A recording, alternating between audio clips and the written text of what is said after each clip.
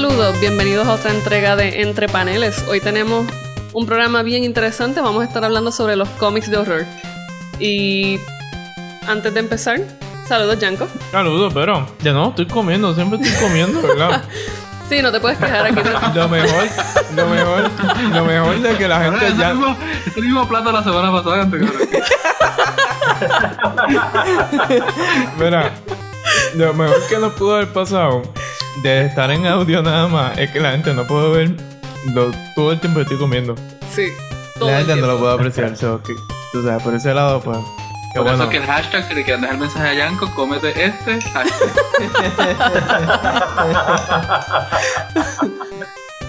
Bueno, ¿cómo están ustedes? Gabo y Ricky, ¿qué tal? De lo más bien. Todo chévere. Nada más cansado, ha pasado una semana y pues...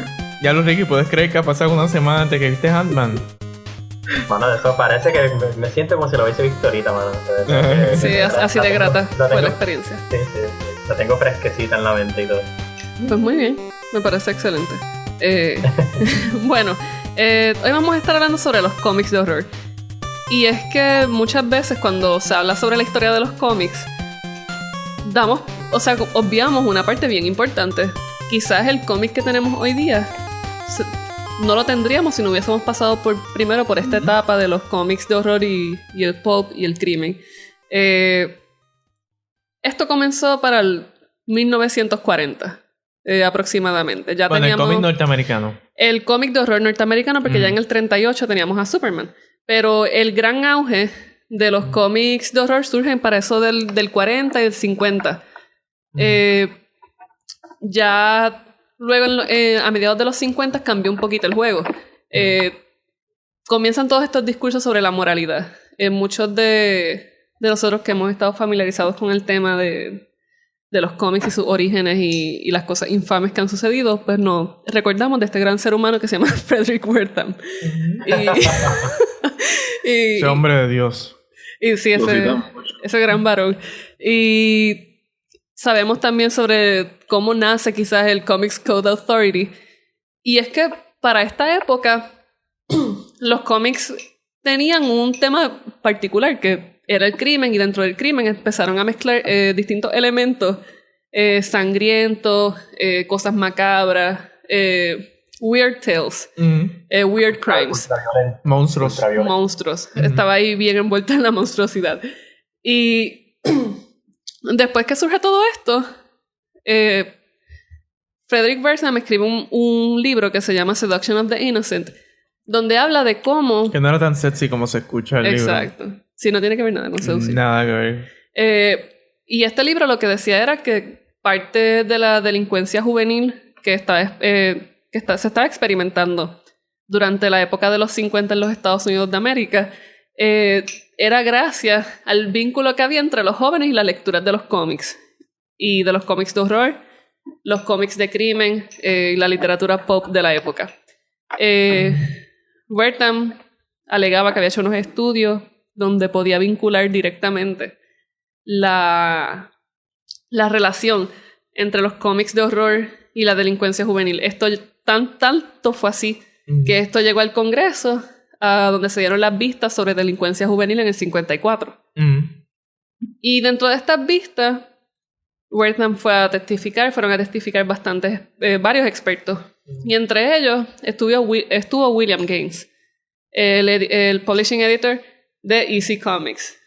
Y para los que somos fans de los cómics y de todas estas historias macabras que están detrás de ellos, pues quizás reconocemos este nombre porque EC Comics fue la gran casa que nos trajo esas obras de arte como Tales from the Crypt, claro, o Tales from the Vault. No solamente eso, este hombre que tú acabas de mencionar fue el que básicamente dijo con su testimonio, contestando a las preguntas que le hicieron, fue el primero que se tiró, que le preguntan algo y se tira básicamente, no dijo esto específicamente, pero se tira un "go fuck yourself" cuando le dicen, está haciendo referencia a una de las portadas donde salía una cabeza picada, algo así. Sí, una mujer degollada. Una mujer degollada. Y le preguntan, esto que usted ve aquí, y estoy, ¿verdad?, parafraseando, esto que usted ve aquí, ¿esto ayuda en algo? Algo así le dice, refiriéndose a la sociedad. Y él contesta, pues claro que sí. En una buena portada de horror. Eso fue, ¿verdad? Oh, fuck yourself with your question. O sea, de alguna manera. Sí, y es bien gracioso porque durante esta época se hicieron un montón de documentales que hablan sobre todos los efectos nocivos de los cómics de horror. Uno en particular que se llama Crime File, Horror Comics, describe por qué es que son tan peligrosos. Y en toda esta narración presentan a este reportero entrevistando a un montón de gente, y detrás pues también está la historia de cómo este grupo de niños que han sido expuestos a estas lecturas están practicando todos los crímenes que le estaban enseñando los cómics. Y los ataban y los quemaban y cosas así, y así era como se estaban convirtiendo en delincuentes. Pero es bien... de paso, eso también a Tarantino lo han acusado mucho de hacer lo mismo. O sea, hay mucha gente, ¿verdad? Quizás del lado más conservador, que ha intentado tildar a Tarantino de responsable de la delincuencia de los juveniles también. O sea, que no es algo que pasó ya en una época y que lo superamos. Todavía la violencia en el cine y en los cómics se trabaja y se le echa mucha de la responsabilidad por las cosas que están pasando. Sí, y no tan solo en los cómics y en el cine, es algo que también se da con los juegos de video. A mí me parece bien curioso porque muchas personas no caen en cuenta de que quizás ellos no leyeron los cómics, estos cómics viejos de los 50, pero sí tuvimos el gran impacto de la serie de HBO Tales from the Crypt, donde mismo Crypt Keeper, que estuvo a lo largo de estas 3 publicaciones de Tales from the Crypt, From the Vault y The Crypt Keeper, es el mismo que está narrando todas las historias. Y esto en particular sentó un tono. Fue el regreso al horror y quizás un poco más la aceptación de este medio, de este género, tanto en el cómic como en el cine. Pero entonces, vamos a ver, Yanko, te pregunto. Unas características que tú dirías que tiene el horror en el cine. Bueno, yo creo que antes de entrar en esa parte como tal, es bueno entender las bases de cómo funciona en el cine y cómo funciona el horror en la literatura y cómo funciona. Básicamente, esto no comienza con el cómic norteamericano del horror, esto está desde mucho antes. De hecho, en el 12º siglo, en Japón ya existía básicamente lo que sería en el siglo XII. En Japón ya existía en el periodo Heian, en el segundo periodo, ya existía lo que se podría considerar como los primeros indicios de lo que sería pues un cómic, como quien dice, con imágenes y letras y eso, que son los scrolls del Heian period del Gaki Soshi, que básicamente hablaba de estos fantasmas y estas cosas que le pasaban a la gente de las villas y de los pueblitos en Japón. Y ya de por sí, pues eso ya tenía como un elemento de eso que se podría decir hasta cierto punto hasta uncanniness, con esto de los espíritus, de los cuerpos que son parecidos al cuerpo de una persona viva, pero pues no es vivo, eso es casi. Sí, perdona que te interrumpa, esto del uncanny, o uncanny, creo que es la pronunciación. Uncanny. Sigmund Freud, este gran psicoanalista que yo amo y mucha gente odia, tiene un ensayo en particular que se llama The Uncanny, o lo ominoso. Y lo ominoso se trata de lo extraño dentro de lo familiar. Es esta cuestión que te hace quizás mirar 2 veces porque de momento reconoces a algo como algo cercano, pero al mismo tiempo es distinto y despierta dentro de la persona alguna sensación de incomodidad. Exacto. Y lo vemos mucho en el horror. Esto funciona mucho, no solamente en los cómics, sino en todo lo que sea, en cualquier medio. Mucho del buen horror se basa en esto. Por eso es que hemos podido poder decir que estas películas que tratan de inteligencia artificial hasta cierto punto tienen elementos de horror. Sí. Porque pues lo uncanny ahí es el hecho de que pues inteligencia artificial es algo que se puede asociar con nosotros, pero it's not quite us. Eso pues como que te descentraliza. En el idioma inglés hay una palabra bien particular que es ese efecto eerie. Exacto. Ricky. Pero que también mucho tiene que ver con cómo se ha trabajado el psicoanálisis a través de la historia, porque también el horror se agarra mucho del concepto de esta otra edad desconocida. Ujú. A eso iba. Que lo trabaja un crítico de cine de horror que se llama Robin Wood, que empieza a atar, ¿verdad?, el psicoanálisis mucho más directamente al género del horror. Y te va a decir que la razón por la cual la gente sabe, como que se puede inspirar miedo en la gente, y que como ¿verdad?, el género logra hacer eso es presentándole una serie de situaciones y una serie de criaturas o una serie de ocurrencias, ¿verdad?, que el personaje principal y por ende la audiencia no conoce bien, ¿sabes? Conoce y no conoce. No entiende, primero que nada, no entiende porque es algo, ¿verdad?, que es sobrenatural. Y lo sobrenatural ya de por sí implica que es otra cosa que no es normal. Entonces, el proceso de entender a eso es lo que causa el miedo. Claro. También están los elementos de que Carl Jung trajo también con los arquetipos. El arquetipo de la profundidad del agua, la oscuridad, todas esas cosas, pues, según Jung, generan una situación familiar y no familiar a la misma vez, que se podría relacionar con lo que es Uncanny también, con lo que dice Ricky también. Sí. Que según dice Jung, esto es común en todos los seres humanos. Y esta cuestión de lo ominoso, en la forma en que lo trabaja Freud desde su ensayo del ominoso. Él utiliza el libro de Sandman, del gran escritor alemán E.T. Hoffmann. Y el efecto que Freud rescata de este libro es la cuestión visual. Este efecto ominoso está bien vinculado a lo que se ve y a lo que se piensa que se ve. Por eso en la historia, cada vez que el personaje principal ve a la amada, él no sabe si de verdad es una amada. Él jura que es una persona quien está viendo, pero es un muñeco.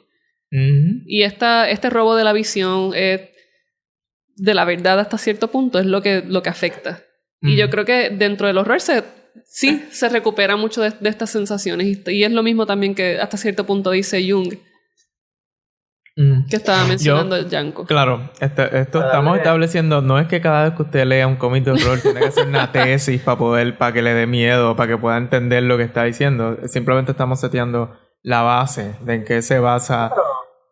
Pero también para dar un poquito de contexto histórico en ese sentido, particularmente relacionado a los cómics después de la Segunda Guerra Mundial. Sí. E incluso después de la primera, en cuestión en cuanto a lo literario, los horrores de la guerra industrial generan unas nuevas imágenes de violencia, de verdad, de soldados que regresan a su casa mutilados, ¿sabes? Que es una nueva estética. Las primeras 2 guerras mundiales crean una nueva estética de violencia. No, y después de la Segunda Guerra Mundial la gente se cansó de los superhéroes por eso mismo, porque fueron expuestos a una realidad distinta, más morbosa, y ahí es que los cómics de horror empiezan a levantarse más en los 50, y de hecho, si no fuese por los cómics de horror, quizás no hubiésemos tenido compañías de cómics, las mismas compañías de cómics modernas, porque las que pocas que sobrevivieron fue porque empezaron a vender cómics de horror.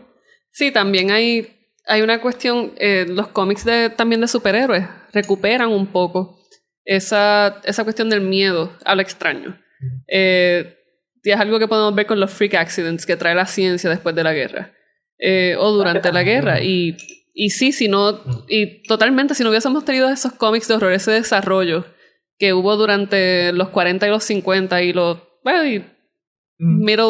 quizás en medio de los 50 y finales, no tendríamos lo que conocemos hoy mismo como el medio. Muchos elementos que sacamos de ahí también, de los cómics de horror, aún en los cómics de superhéroes de ahora, modernos. O sea... Algo que recuperan mucho estos cómics es la cuestión de la narración. Parte del efecto ominoso es cómo se va narrando los pensamientos, este insight que se le va dando a los personajes. Crea hasta cierto modo algún tipo de... Es un efecto ominoso, volvamos con la palabra. Sí, ¿no? De acuerdo. No, pero también iba a decir que el superhéroe también no se desvinculó del todo del horror, tú sabes, no fue que el superhéroe se quedó en su lado y entonces empiezan a surgir los cómics de horror. Los superhéroes entonces empiezan a tomar del horror. Hay una historia bien vieja de Dr. Fate, que es un personaje que tiene mucho más edad de lo que nosotros pensamos, que es ahora el personaje de DC que tiene el casco de oro y la capa amarilla. Una de las primeras historias de horror con superhéroes fue de Doctor Fate, que encuentra una civilización cthulhiana debajo del océano. Bueno, y también, para seguir esa misma línea, un personaje que surgió dentro de esa misma época y de los cómics de horror y de historias extrañas fue John Jones, a.k.a. The Martian Manhunter. Que DC Comics lo rescató y ahora es parte del Justice League. Pero entonces, tenemos ya todo este background histórico. ¿Y dónde estamos hoy día? A partir de quizás del... Realmente yo he tenido más contacto con los cómics de horror del 2000 para acá. Conocía cosas de DC Comics, pero desde entonces hasta lo que se ha trabajado ahora con Walking Dead, Outcast, ¿ha habido algo que se haya trabajado que resalte durante esa época, Ricky? Cuéntanos. ¿Antes del 2000? Sí. Sí, pues uno tendría que irse a Japón a los mangas. Los japoneses tienen unos cómics de horror bien jodidos. Todavía. Hay uno que se llama... Sí. Pero hay uno en particular que se llama Uzumaki. Es sobre un pueblo que está poseído por una entidad que hace que la gente se obsesione con espirales. Tanto así... ¿Con qué, perdóname? Con espirales. Espirales. Spirals, ¿verdad? Sí, sí. Sí, Uzumaki es la palabra japonesa para espiral. Pum, pum, pum. Pero lo que inspira en los habitantes del pueblito es que entonces empiezan como que a enamorarse de la espiral en sí, tanto que quieren ser espirales. Entonces como que hasta cierto punto este body horror, ¿verdad? Esta variación del género que tiene que ver con las deformaciones del cuerpo y como estos habitantes van poco a poco convirtiéndose en espirales. Y como la gente lo que hace es mirarlo y quedarse atónito, ¿verdad? Hasta cierto punto en shock con lo que están viendo. Hay una de las historias, porque realmente se desarrolla como un compendio de historias, una serie de historias independientes o individuales que se interconectan por la entidad. Hay una muchacha que tiene pelo bien largo pero que le tapa la cara mucho.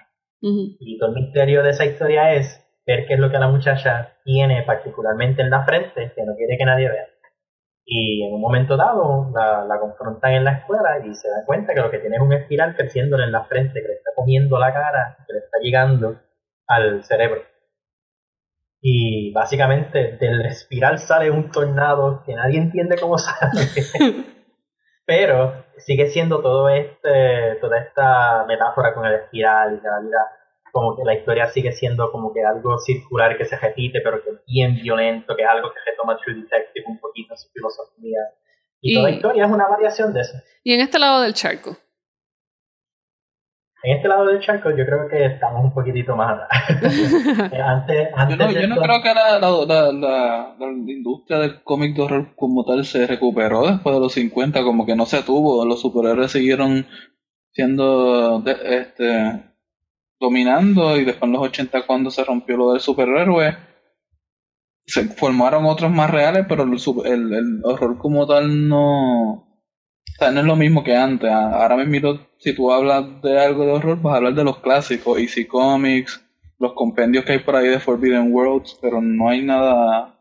Bueno, yo diría, sí, también lo que para mí lo que sucede también es que surge un shift. De momento dejamos a un lado este horror morboso, el gore, y nos movemos a un horror mezclado con ciencia ficción, porque de momento está el boom de los extraterrestres. Y tratan de vincularlo un poco como un nuevo horror que se va dando dentro del cine y dentro del cómic también.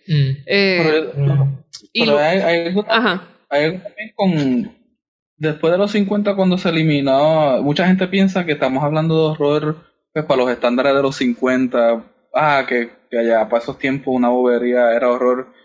Pero yo he leído cuando Ricardo y yo estuvimos por Londres, compramos unos compendios y me he puesto a leer las historias, y algunos libros tocan unos temas fuertes. O sea, de que Satanás en tu mismo teclado, sabiendo lo que tú escribes y te acecha. Y yo creo que hasta la mentalidad de la gente de hoy día de leer cómics Eso es bien chocante, como que eso sería mucho más impactante todavía. Yo creo que lo que pasa es que, es verdad, yo creo que después de los 50 el horror no se recuperó por completo y no tuvo una presencia marcada que como que siguió la de superhéroes. Ahora bien, lo que pasó con el horror después de los 50 fue que se convirtió como parte del movimiento de los cómics underground. Ujú. Y esos son un poquitito más difíciles de rebuscar porque las tiradas eran bien limitadas, no se conseguían muy fácilmente ni en el momento. Yo creo que han tenido como que épocas donde han salido cómics que como que han rescatado el horror y le han dado como que nueva vida. Uno de esos fue Swamp Thing de Alan Moore, que se vendió como un cómic de superhéroes de horror. Ujú. Igual en esa misma línea se tiró Hellblazer, las primeras historias de Constantine. Por esa misma línea también en Italia se va a empezar a desarrollar mucho cómic de horror que se llamaban Fumetti. Fumetti Negri, whatever. Lo que trató de hacer Jonah Hex también.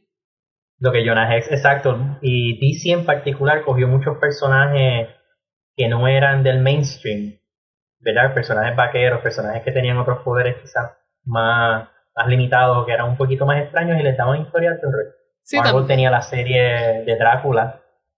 Sí, recuperaron también muchos personajes que tenían abandonados desde los 40 y los 50 y los revivieron, le dieron un remoceo. Sí. O crearon Pero historias sí. nuevas, pero a modo de indie. O sea, yo creo que tratando de conservar ese mismo en lo que se convirtió el cómic de horror, como bien dice Ricky, que básicamente se fue underground. Y tratando de recobrar eso, puedo pensar así, Top of My Head, Coffin Hill en Vértigo, de alguna manera tiene mucho de eso. Outcast ahora mismo con Image. Bueno, uno de los más famosos es Black Hole de Charles Burns. Sí. Que sale del underground, que es sobre una enfermedad de transmisión sexual que te puede dar, que te puede, ¿cómo se dice? Te cambia la Contagiar. composición. Pero eso es... Pero que el efecto es que te cambia el cuerpo, te lo Deforma. remoldea, te lo deforma, esa es la palabra. Te deforma el cuerpo y tú nunca sabes cómo se va a manifestar. El hecho, digo, no sé si están de acuerdo conmigo en esto, pero el hecho de que se mantenga o de que tenga una tradición en estos días, de alguna manera u otra underground, como un momento se fue, para mí le da como que un poquito más de poder, se pudiera decir. Si bien recordamos, por ejemplo, H.P. Lovecraft, el famoso escritor, escribía para revistitas underground, básicamente, y sus mejores cuentos salieron de ahí, salieron de las revistitas, por eso todos sus cuentos son bien cortos.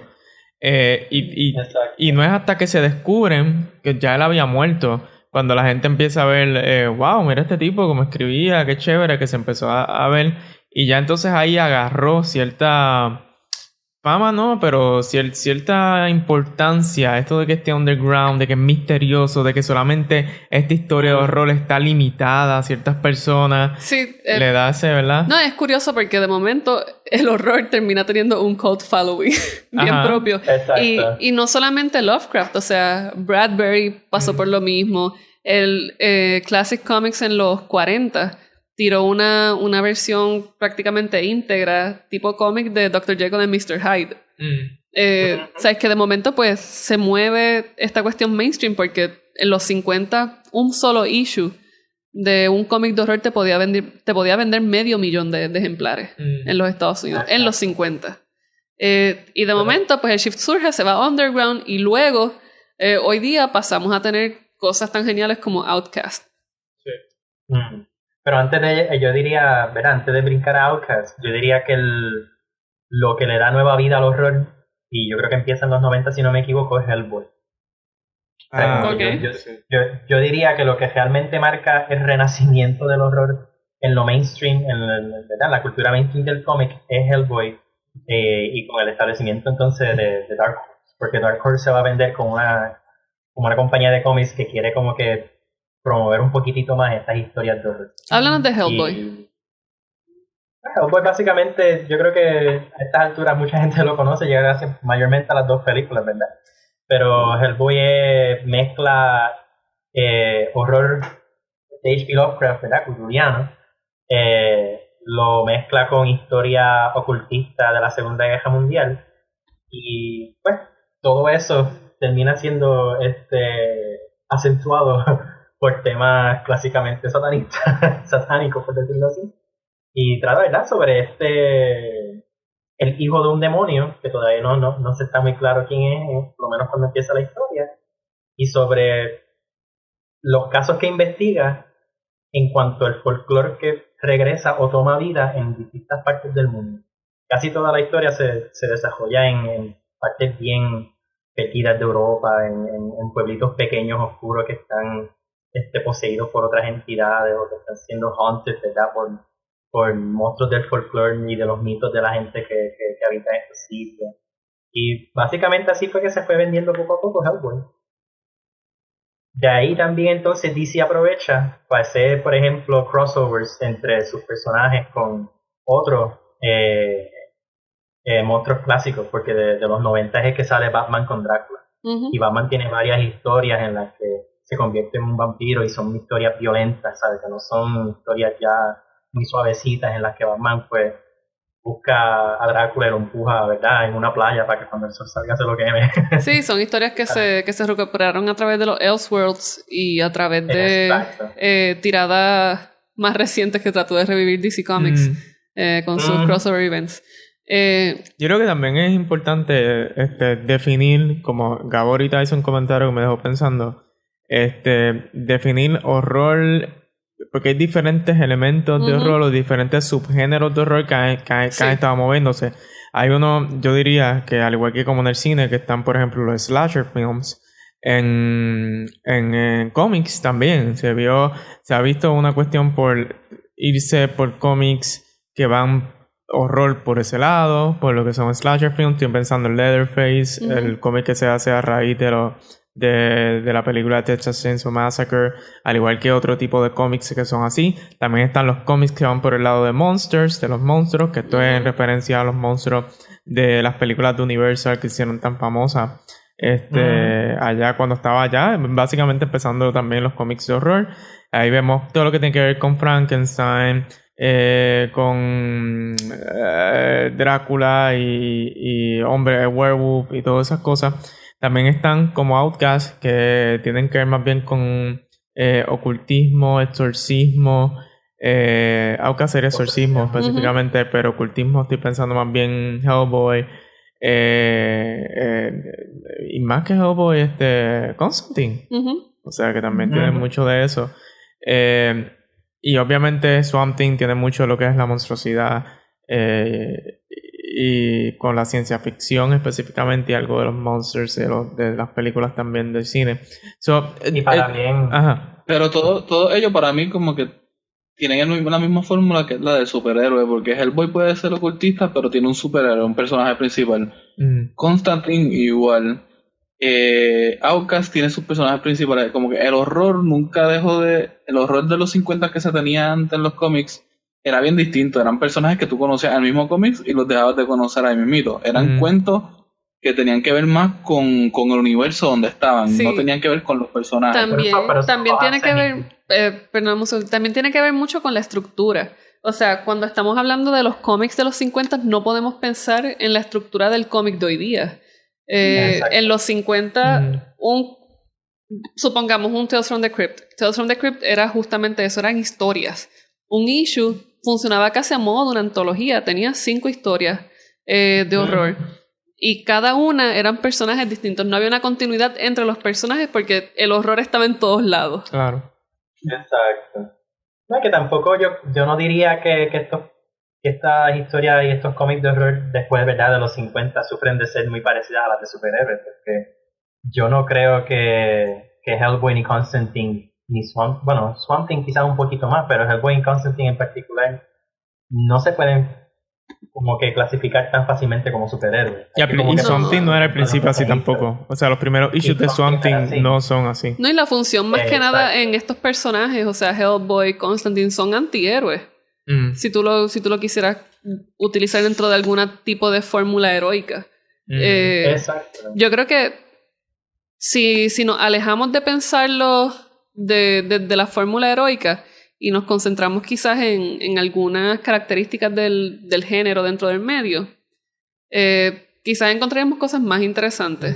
Porque entonces dejamos de adscribirle unas particularidades que tiene el género del superhéroe a esto otro.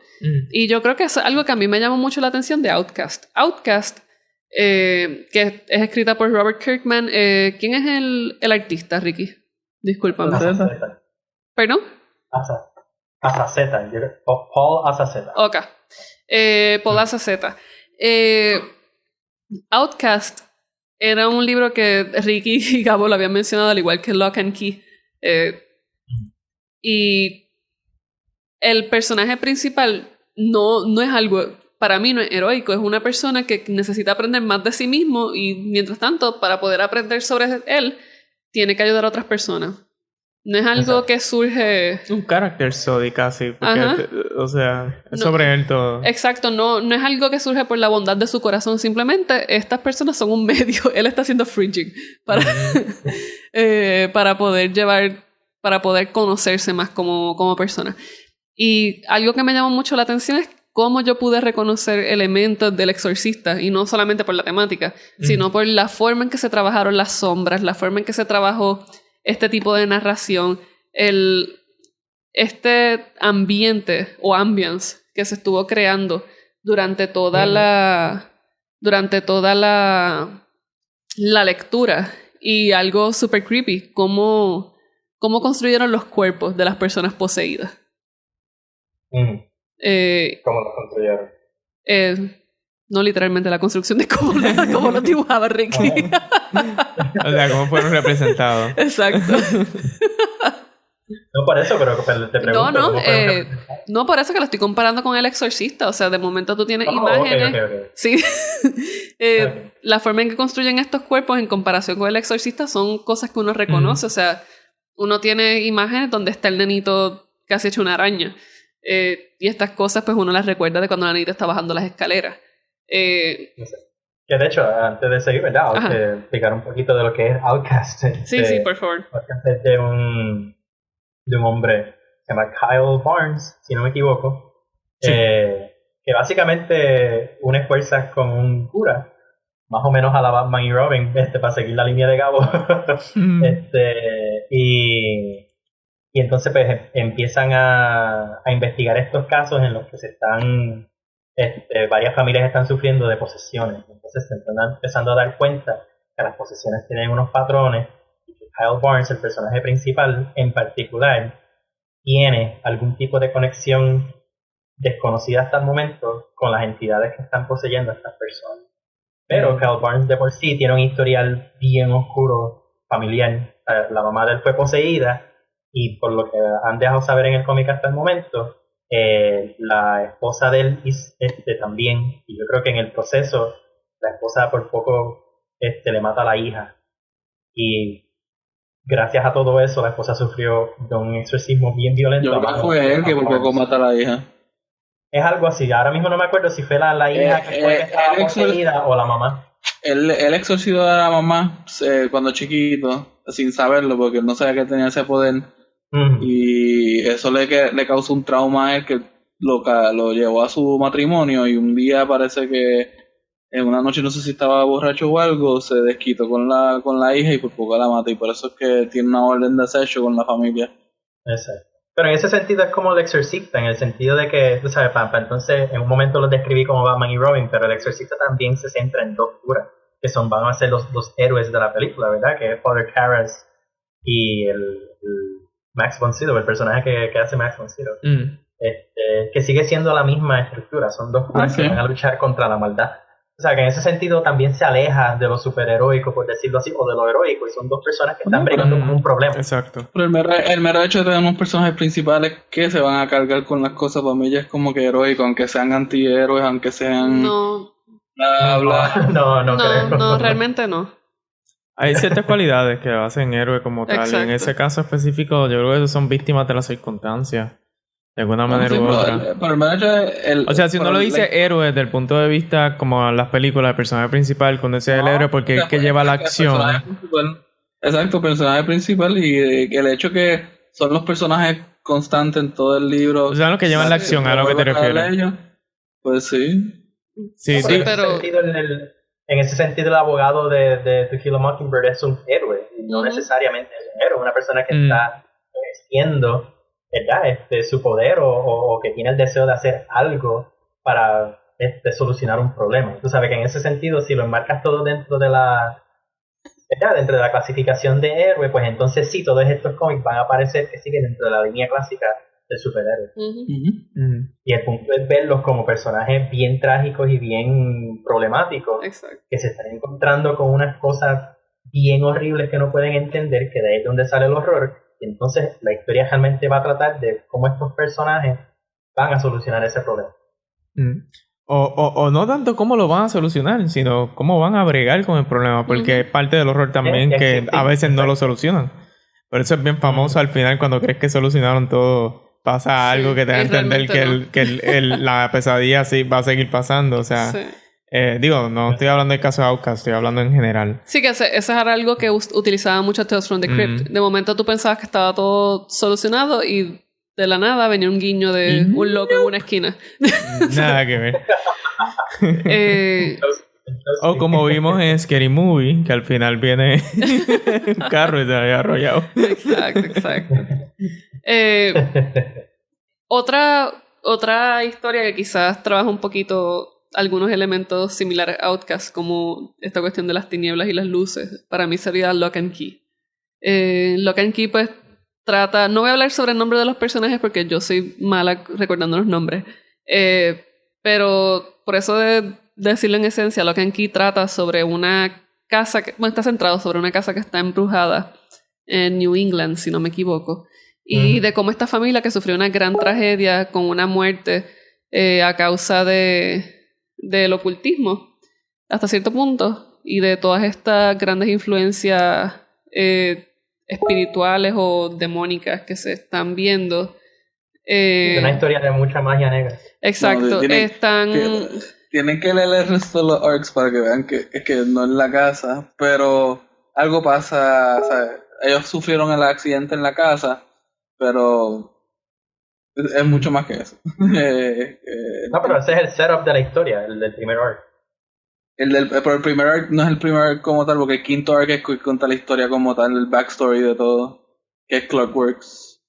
Exacto, pero el primer arc que la gente empezó a leer cuando salió es ese, que básicamente te establece como que una casa embrujada, ¿verdad? Que tiene, como Vero muy bien está explicando. Pero casa embrujada, ¿en qué sentido? La casa, lo que pasa es que la casa tiene las llaves regadas alrededor, pero no es que hay un maligno, o sea, tú no puedes acceder al mundo de los espíritus si no es con una llave. Y de hecho así es que el malo original se riega después de obtener una llave. Pues es una variación de una casa embrujada.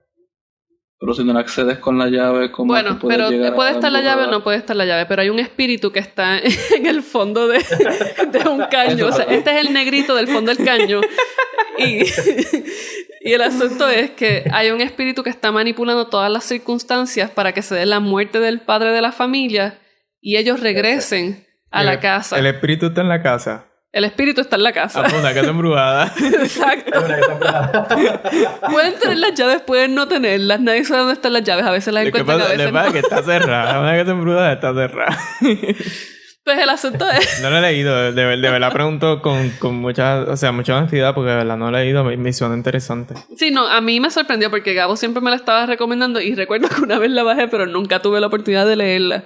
Y como mencionamos... Y cuando dices lo bajé, ¿te refieres que bajaste a la tienda de cómics? Por Comixology. Porque Comixology es una gran tienda. Y bajaste. Estaba arriba y lo bajaste. Exacto. Y nada, nunca había tenido la oportunidad de leerlo y ya que habíamos decidido que íbamos a hacer este programa de horror y tenemos varios programas que quizás vayan por esta línea. Sí, porque se puede como dijimos ahorita, o sea, el horror tiene muchas subdivisiones y se puede tomar tantas cosas del horror que obviamente ahora estamos hablando de un plano general del horror en los cómics, pero nos podemos ir bien al grano. Vamos a hacer un exorcismo aquí entre paneles y todo ahí. Sí. Y el asunto es que una vez tengo la oportunidad de leerlo me sorprendió, o sea, me sorprendió cómo utiliza el lenguaje, cómo trabaja en la escena, en los panelitos, para dar este efecto y esta sensación de ominoso que tienen, que se da alrededor de la trama. Esa palabra, nunca había escuchado un cani en español ominoso. Sí. Ominoso es la palabra. Sí. Se Y escucha tan gracioso. en alemán suena bonito. Das un Heimliche. Uncanny suena bien. O sea, suena cool. Sí. Pero ominoso. Wow. Sí. Sorry. Ajá, continúa. Y nada, pues me gustó mucho cómo fueron utilizando el lenguaje y cómo fueron construyendo los paneles. O sea, en las secuencias, el arte narrativo, el arte secuencial en Lock and Key, en particular ese primer arco, a mí me voló la cabeza. ¿Cuánto Lock and Key lleva mucho tiempo? Gabo. No, fueron 6 arcs de 5 cómics cada uno. Okay. El último dura 6. Alpha y Omega tiraron 2, perdón, son 7 el último porque tiraron 2 al final. Pero se leen en nada, son bien buenos y lo mejor de esta historia es que para mí lo que aquí es más fantasía que nada, pero si algo tiene del mundo de horror que emplea bien es que te establece un universo con muchas posibilidades, pero no te las explora todas. Te da nada más que un 10% de lo que puede ocurrir y ya. Sí, en este... Y ahí tu mente se queda corriendo. Después de haberlo terminado el libro, tú dices, pues, pero entonces esto es posible, y esto otro, y por qué no lo exploraron, por qué no esto, y para mí eso es lo que hace una historia buena, es el hecho de que te deja cuestionándote más, te deja, se puede continuar, si los escritores, si Joe Hill quiere continuarlo ahora, lo puede continuar fácilmente. Y fun fact, Joe Hill es hijo de Stephen King. Ah, sí. Yo iba a decir eso ahora mismo. Boom, vero fact. Fun fact, Lock and Key fue aprobada para una serie hace como 3-4 años atrás. Funner fact, where is it? Aquí va. Se hizo un piloto que gustó tanto que le decidieron subir el contrato a 3 películas. Y no llega ni una. Y engavetaron las 3 películas. Y fun fact, el verdadero horror fue que las películas desaparecieron. Nunca se supo de ellas. Necesitas una llave para encontrarlas. Y las dejaron ahí. Pero fíjate, una de las mejores, de las cosas más interesantes que hace Lock and Key es que a mí lo que me encanta es que la estructura de cada panel, de las páginas en sí, todos los paneles son horizontales y son wide shots, que tú ves todo y lo ves a lujo de detalle y como que no son muy tímidos cuando tienen que presentártelo. Ahora bien, son bien, por lo menos, ¿verdad? Joe Hill es bien inteligente porque no te está dando con violencia y con horror todos los capítulos, o sea, tiene un capítulo que es mucho más sutil que otro, que va haciendo el build-up, porque yo creo que el truco y la clave principal de toda buena historia de horror es saber hacer build-up hacia los horror. No, es bien selectivo en cuanto a ese recurso. Exacto, que yo creo que es lo mejor que hace, lo más interesante que hace Outcast es eso, que tiene un sentido de build-up bien lento, bien tétrico, te juega con las imágenes, te las enseña, porque cuando tú ves a una persona poseída, te va a aparecer en los sueños, pero es interesante porque entonces siempre, aunque te van enseñando eso, como te lo enseñan tan poco, cuando aparece una persona poseída en Outcast, te da cosas, se queda contigo, te vas a dar cuenta que es algo que te inspira, te juega. Si quieres rápido pasar la página, en el primer issue hay un nene poseído que está, el panel es bien pequeño del nene sonriendo, reconociendo a Kyle Barnes, porque ya es un demonio que había interactuado con Kyle Barnes. Yo, por más que he tratado, no puedo olvidarme de esa imagen. Pero es tan efectiva porque ya tú sabes lo que viene. El nene ya sabe que esta persona sabe exorcizar demonios. Y él sabe que eso es lo que va a hacer ahí, lo que va a pasar en esos momentos con esta persona. A mí algo que me pasó cuando estaba leyendo Lock and Key era que estaba esperando que en cualquier momento saliera Jack Nicholson diciendo "Here's Johnny", como en The Shining. La casa tiene ese sentido, de la casa, sí. Sí, va dando como ese tipo de construcción del hogar. Que te lo digo, yo realmente estaba esperando a Jack Nicholson jangueando ahí. Es que hay muchos de estos cómics que se ve que están sacando directamente del cine como parte de homage hasta cierto punto. Ahora que tú mencionas en Outcast, Ricky, la escena del nene, si recuerdas esa escena, y spoiler para los que no lo hayan leído, él entra como que se molesta y le cae encima al nene a puño. A mí me recuerda eso mucho no tanto la agresividad, pero en El Exorcista.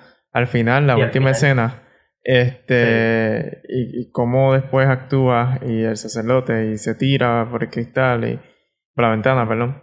Y me recordó mucho a eso y creo que es un guiño a propósito. Eso no es tan loco lo que dice Vero de que de momento se imaginaba en Lock and Key que de momento saliera Jack Nicholson. O sea, muchas de estas historias están basadas a propósito en las mejores historias de horror que han salido en el cine. Bueno, yo diría que incluso en Outcast los dos exorcistas se parecen a Karras y a los dos curas de la película en sí, a Father Karras y a Father Merrin. Los dos tienen como que este parecidito que es casi a modo de referencia, pero que funciona, porque el cura viejo en Outcast o el whatever, tiene un parecido a Father Merrin, y el más joven Kyle Barnes, que es el más que duda de sus poderes, se parece a Karras, que es lo mismo que pasa en el exorcismo.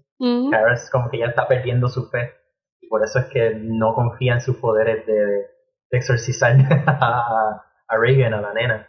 Y por eso es que termina el exorcismo a galleta. Pero es bien interesante. A mí eso, y lo mismo me gusta de Lock and Key. Lock and Key sabe cuándo enseñarte algo horrible y cuándo hacer build-up. Sí, y realmente ese es el truco del horror. Es saber seleccionar cuándo vas a utilizar esos recursos quizás del gore y poder explotarlo al máximo.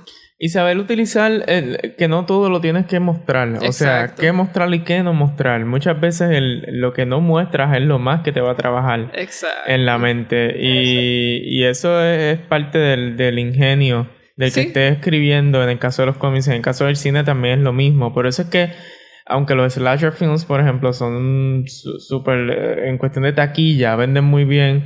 A mí en lo personal como que ya se han puesto tan vagos, y hay cómics que también sufren de esto, que simplemente se enfocan en el morbo y en el tratar de asustarte con el villano y mientras mata a alguien y ya. Pero para mí las mejores historias de horror son en todos los formatos, son las historias que te dejan pensando en el tal vez esto, tal vez no, uy. Sí. Para mí ese es lo que verdaderamente hace eso. Como dice Ricky en Outcast, o sea, que es el ejemplo del que puedo hablar. O sea, esa cara del nene sonriéndose, un niño sonriéndose, eso no es porque tenga miedo, pero como lo ponen ahí o a las circunstancias que lo ponen, es un niño sonriéndose, exacto, y se queda contigo, y aquí es como, uy. Y yo creo que también algo que quizás trabaja en algunos cómics y se da mucho en los slasher films, es que se valen del recurso de la adrenalina. Es este adrenaline rush, es esta prisa, esta rapidez con la cual se tiene que estar presentando el golpe y el golpe y el golpe, que llega en un punto en que ya tú estás inmune. Estos cómics de horror bregan totalmente distintos. Perdona. No, perdóname, Ricky, cuenta. No, que ese es el truco, ¿verdad? El medio básicamente te esfuerza a enseñar. ¿Sabes? Que hay unas cositas que tú no puedes hacer con el cómic que sí puedes hacer con el cine. Porque el cine entonces tú tienes el sonido, la música que va poco a poco subiendo, ¿sabes? Tienes una serie de elementos que acompañan la escena y que entonces sí pueden como que sentar el tono o las bases de los horror que quiere inspirar esa escena. El cómic pues tienes que intentar hacer eso con mucho menos y es bien difícil. Que yo creo que las mejores historias de horror de cómics son las que saben balancear lo que tienen que enseñar, lo que no tienen que enseñar y cuánto usar de recurso de la sombra. Eso es lo que, ¿sabes? Puedes enseñar una imagen, pero no necesariamente tienes que enseñar todo el monstruo que está detrás de la sombra. Eso es algo que yo creo que Walking Dead, si empiezas a leerlo desde el principio, no le funciona muy bien a Robert Kirkman, pero cuando llegas al compendio como al volumen número 4, número 5, te empiezas a dar cuenta que Kirkman dice, coño, esto no me estaba saliendo porque estoy enseñando los zombies de cantazo. Tengo que hacer un build-up, quizás no tengo que enseñar todos los zombies de cantazo. Puede haber un zombie que esté detrás de una sombra, detrás de una puerta, o puede ser un reveal, ¿verdad? Que yo paso la página y entonces el zombie sale. Es cuestión incluso hasta de contar las páginas. Yo sé que esta página va a ser un double page spread, cuando pase la página, pues ahí va a estar la sorpresa, el show. Y esto es algo que también lo vemos en la literatura. O sea, uno puede quizás recordar Bram Stoker y Drácula. O sea, Bram Stoker no te está presentando el bendito vampiro todo el tiempo. Y Mary Shelley en Frankenstein pasa igual. O sea, toda la tensión que tiene Victor es que la criatura pueda aparecer. Es este miedo, la penumbra de la criatura constante. Es la que crea ese horror en él. Es la que finalmente termina volando de la cabeza. Se vuelve loco prácticamente. Y ese recurso es bien importante. A mí, este programa para mí ha sido una grata sorpresa porque de momento descubrí estos cómics que sí me habían recomendado muchas veces y que nunca había tenido el tiempo para leerlos. Y cómo de verdad enriquecen.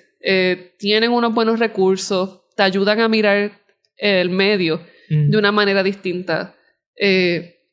Y esto también me pareció verlo en el Neonomicon de Alan Moore. Por lo menos pude leer el primer issue y me pareció que utiliza muy buenos elementos. Obviamente tú sientes la presencia de Moore y de este carácter de ocultismo que él siempre logra meter por algún lugar en todas sus historias. Esta recomendación vino por parte de Ricky, así que Ricky, go for it. Tacho yo. Me dejó muy mal porque los primeros 2 issues no tienen que ver necesariamente con la historia principal. Es como que parte del mito del cómic en general. Es básicamente una historia media cotidiana también, que tiene que ver con este monstruo / dios que viene a procrear al mundo. Y Alan Moore fue altamente criticado nuevamente por el cómic porque el monstruo viene a procrear forzándose, ¿verdad? Contra el personaje principal, que es una mujer, y pues tiene unas escenas de violación bastante extensas y bastante gráficas. Pero también tiene un toque bien como que medio irónico y medio irreverente hasta cierto punto, que uno tiene que como que darle 2 o 3 leídas para entenderlo bien. O sea, que no es necesariamente todo el shock de lo que está pasando, sino las consecuencias de lo que está detrás de que este dios tenga, ¿verdad? Que parece al monstruo del Monster from the Black Lagoon, ¿verdad? Que venga a procrear acá, tú sabes, que hay unas cositas que tiene como un humor bien seco y bien oscuro, pero que funciona. Y básicamente de eso es 2 detectives que están investigando una serie de matanzas y de crímenes con un toque ocultista, y entonces pues poco a poco se van dando cuenta que hay un culto que pues a través de violaciones y de actos sexuales bien extremos pues llaman a este dios. Oye, de las cosas más horribles que van a poder leer. Ricky y... Ese es de Alan Moore, ¿no? Sí, de Alan Moore. Sí, oye, Gabo, te pregunto, ¿qué opinas sobre cuando se utiliza el recurso del ocultismo para nutrir estas historias de horror? ¿Crees que es un recurso que se ha utilizado ya en exceso o es algo que se podría explotar mejor? Bueno, sí, yo estoy pensando a escribir sobre eso en la tesis que estoy haciendo por acá, porque no es que los cómics son estructuralistas, pero los escritores que han tenido el cómics que establecieron esa forma de escribir, que son Neil Gaiman, Alan Moore y este British Invasion de los 80, encarrilaron el cómic moderno, la narración, en una vía estructuralista en donde la gente pues se recurre mucho a mitos viejos para sus narrativas. Entonces yo creo que en cierto sentido como que sí, abrió las puertas a que la gente se ponga a buscar sobre mitos y a hacer otras cosas y escribir, pero también como que cortó cierta creatividad que uno veía mucho en los 50 y los 60 en los compendios de horrores que ya no vemos. O sea, por lo más tonto que sean algunas de esas historias de Tales from the Crypt y otras historias, tienen este sentido de innovación, de que oye, contra esto no se había visto antes, o esto como que te interesa, pero ya todo tiene que ser una historia y tiene que tener la misma estructura de este otro mito, y aunque cojas elementos de aquí, cojas elementos de allá, pues tú vas a poder decir de qué sacó cada elemento, porque ya cada uno tiene su propia estructura dentro de...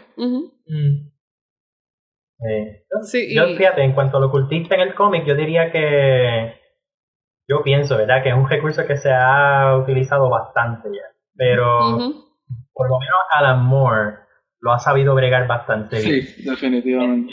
Alan Moore tiene una serie nueva que se llama The Providence, que va por la misma línea. Sí. Todavía no se sabe mucho, ¿verdad?, sobre cómo se va a ir desarrollando, porque parece tener el mismo tipo de pacing que Outcast. pero Uno le da la bienvenida. El problema con esta representación del ocultismo en muchos cómics, tanto de horror como que no son de horror, es que se espera cualquier tipo de ocasión para espetarle un pentagrama, espetarle algún tipo de símbolo que puede... Una carta del tarot. Exacto, cualquier símbolo que pueda representar algo místico, esotérico, ¿sabes? Todo, una vela, un dios, un santo. Y siempre se utiliza esto y hasta cierto punto llega un momento en que le quita quizás este carácter que pueda crear ese efecto de sorpresa, de incomodidad. Y uno llega el momento en que uno ya está pues, ya no tiene ningún tipo de sensibilidad cuando lo ve. Entonces, sí, ¿cómo utilizar estos elementos para nutrir nuevamente el cómic de horror y que tenga sentido? Yo creo que ese es quizás un gran reto. Sí, pero yo creo que Alan Moore lo que hace muy bien es que trata todo lo ocultista y todo el tarot como una disciplina mágica. Sí. Y al tratarlo así, entonces le da un elemento de misterio mucho más profundo que poner un pentagrama o una cruz negra RGB en un panel. ¿Sabes? Así es que mientras más misterio tú le des a un tema, pues obviamente mejor se desarrolla. Y cuando te pone el pentagrama te asusta porque te lo explica de qué significa algo y después te lo pone de frente y ahí tú te asustas. No, y es algo que también es algo que también sucede con Grant Morrison. Grant Morrison en Nameless. De momento tiene todos estos dibujos místicos en el piso, ensangrentados, pero a veces se siente como, no sé, si ustedes lograron ver la película La piel que habito de Almodóvar.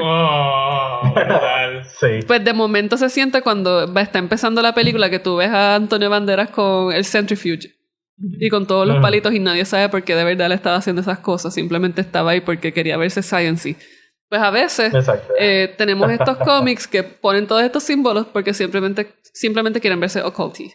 Pero esa es la diferencia de Grant Morrison en ese cómic, porque Grant Morrison sabe, yo sé que sabe. Sí, no, totalmente, el tipo es un witch doctor casi.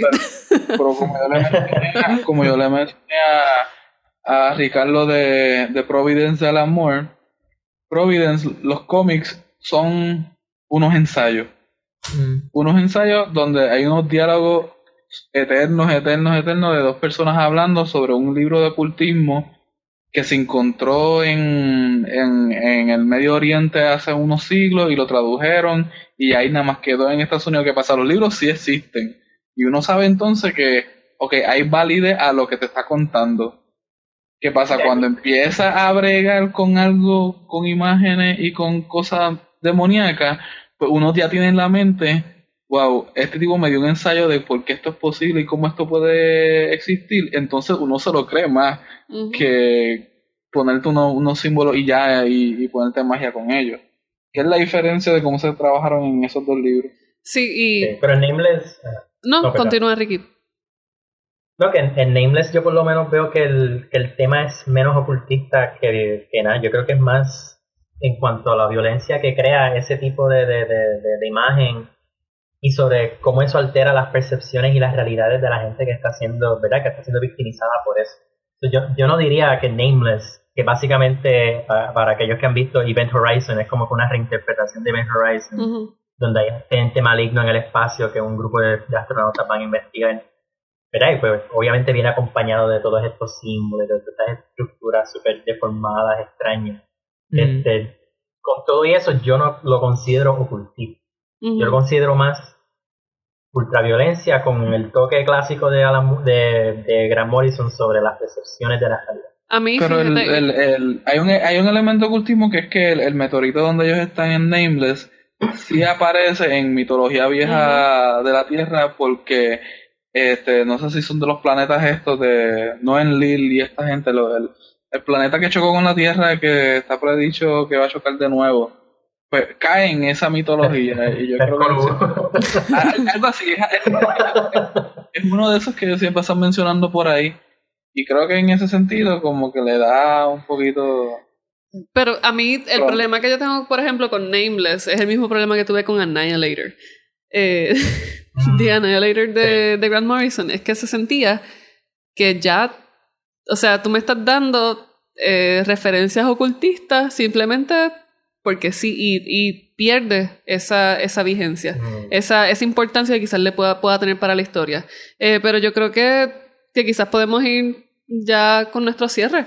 El cómic de horror, yo creo que todavía le queda mucho por correr. Hay muchas cosas que se necesitan explorar.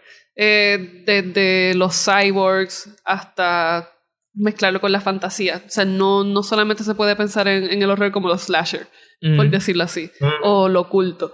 El horror tiene mucho por correr, y si les interesa aprender más sobre esto, realmente les invitamos a que chequen Outcast, a que chequen Neonomicon de Alan Moore, que chequen Lock and Key. Nameless. El tema de horror es algo que nunca va a faltar, porque mientras existan lugares donde el ser humano no comprende completamente, siempre va a haber esa situación de amor y odio hacia los desconocidos y hacia lo que crea eso. Eso siempre va a evolucionar, pero siempre va a haber. Mientras exista horror. la psiquis, existirá el horror. Siempre. Así que it will never end. Si puedo dar 2 recomendaciones rapiditas. Sí, y que es bueno que no lo discutimos, porque lo mejor de este libro es llegar a él sin saber nada de las historias que contiene. Se llama Through the Woods. Son historias cortitas de horror, son increíbles, y el twist al final de cada historia es lo que de verdad te vende el horror de las historias intensas. ¿Verdad? ¿Sí? El otro es que yo creo que funciona bien, dentro de otro registro, es American Vampire, que es donde te lo enseña todo, pero los vampiros de American Vampire se ven horribles, son feos, o sea, las bocas parecen de culebras, y ya es suficiente para mí, ¿verdad? Sí, esos vampiros a mí esos vampiros me acordaron a 30 Days of Night, y 30 Days of Night también es un cómic que explora bastante de esto de lo ominoso, o sea, de la luz, literalmente, porque está en Alaska y no hay sol durante ese tiempo y los vampiros hacen party. Pero sí, yo creo que desen la tarea, rebusquen. Hay distintos tipos de libros que algunos realmente le va a llamar la atención, y yo creo que es un buen momento para aprender de un género nuevo. Nada, gracias a los chicos, Ricky y Gabo, gracias por estar con nosotros. Gracias, Yanko. Seguro. Hasta la próxima.